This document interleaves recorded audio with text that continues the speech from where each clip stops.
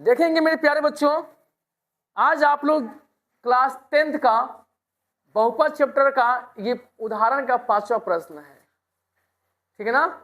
ये बहुत tough question है, देख लीजिए। कह रहा है कि जांच कीजिए कि त्रिघात बहुपद। अब तक आपने द्विघात बहुपद के बारे में जान रहा था, लेकिन आज त्रिघात बहुपद में भी जानेंगे। तो यहाँ त्रिघात बहुपद ये दिया हुआ है कि शून्य 3 है, -1 है और -1/3 है। और इसके सुनांक मतलब ये जो तीनों सुनांक है ये, और इसके गुणांक मतलब x³ के आगे स्क्वायर के आगे x के आगे जो संख्या वो गुणांक बोलता है, इन दोनों के बीच में संबंध को दर्शा रहा है। ये चीज को हम लोग को समझना है, जबकि आपने इस चीज को द्विघात में भी पढ़ा है, लेकिन अब त्रिघात में समझना है। बट द्विघात में ये नहीं दिया करता था, उससे हम लोग निकालते थे। तो इसके दो रास्ता है, या तो इससे शून्य के निकालिए, ये तीनों आ जाएगा, तो समझिए कि इस तीनों शून्य किसका है। तो थोड़ा वो प्रोसेस हार्ड है। और ये इसमें रख कर देखिए, अगर जब ये शून्यक है, बोल रहा है कि शून्यक है, तो ये शून्यक है तो इसमें मान रखने पर उसका शेषफल 0 आएगा। तो हम समझ जाएंगे कि गुणांक इसका ये शून्यक है, और नहीं तो नहीं होगा। तो आइए हम वही काम करेंगे। तो लिखेंगे हल लिखकर px लिखेंगे 3x³ - 5x² -11x - 3। देखिए अब यहाँ पर हम रखेंगे पहले 3, जहाँ जहाँ x वहाँ पर 3 रखेंगे। ठीक है। अब देखिए 3 और 3 का क्यू 27 होता है, 5 3 का वर्ग 9 होता है, 11 33 हुआ -3 हुआ, 27 3 का 81 होता है, 9 5 45 होता है, 33 हुआ -3 हुआ। माइनस तीनों किस चीज माइनस में है तो जुटेगा तो 81 हो जाएगा, और 81 से 81 करते 0 आ गया।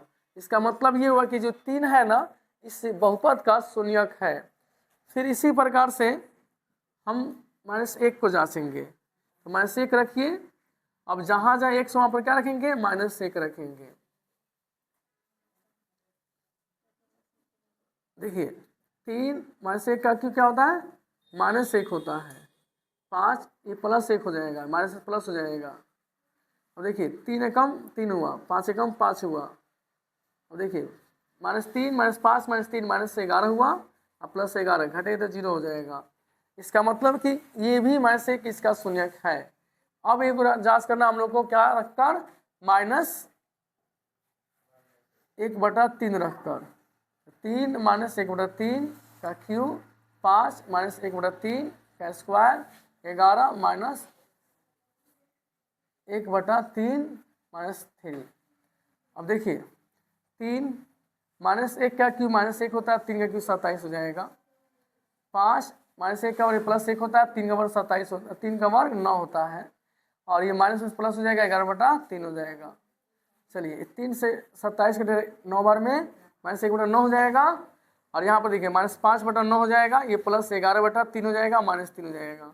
सबका एलसीएम लेंगे, 9 9 3 का तो 9 ही आएगा। ये 9 सेम है तो हर अंश जगह हो जाएगा, ये भी 9 हर सेम है तो -5 जैसे कि तैसे हो जाता है। क्योंकि जानते हैं यहाँ पर ये 9 से 9 भाग 1 आएगा, और -1 से तो -1 आएगा, इसीलिए ये 3 से भाग देंगे तो 3 आएगा, 11 33 है। ये हर में कुछ नहीं है, तो इसी के 9 से गुना कर लीजिए, 9 3 27। अब देखिए इस 27 अब 5 32 है, 1 33 -33 हो गया, अब +33 हो गया, घटाएंगे तो क्या आएगा, 0/9 बराबर 0 हुआ। अतः हम कह सकते हैं कि 3 -1 एवं -1/3 px का शून्यक है। तो इस तरह से आपने देखा कि 3 -1 और -1/3 इस बहुपद का शून्यक है। अब हम देखेंगे इसके शून्यांकों और गुणांकों के बीच संबंध को।